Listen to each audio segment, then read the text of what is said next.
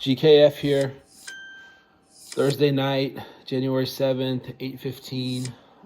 The world according to Top Gun. Charisma. Very, very important concept in human life. I think the first thing to do is to make a distinction between what I'll call a true charisma and false charisma. So, reading a book by Anthony Storr, the British psychiatrist, the late British psychiatrist, on gurus called Feet of Clay. And so these gurus had charisma. They could attract people. They had that chemistry that brought people in, that made people attract to them, that want to be around them, that made them believable. And it was based on their complete certainty in their systems. Now, their systems were delusional and insane, but they had complete certainty in them. And because their disciples were themselves psychologically, not whole, that certainty was persuasive. They could feel that, and that made them believe, because they couldn't analyze. They didn't have the independence of mind to analyze the weaknesses of those systems on their own. So that's false charisma. We talk about true charisma. And that can't be faked. That comes from genuine character, genuine strength, genuine knowledge, genuine greatness. And you think of Michael Jordan. You see him in The Last Dance. He's got a singer friend of a musician friend of his has sent him pre-release music, and Jordan's sitting in the back of the bus.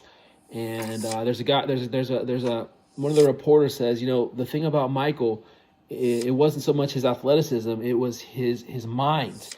And he was like a Zen master. He just lived completely in the present. And it's one of the great quotes from Jordan is, when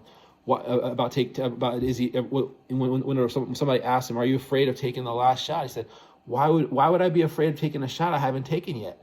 You know what I mean? He's basically saying, look, I'm a good shooter. It's going to go in. It might not, but if it's my shot, I'm going to take it. And it's just, just living in that moment.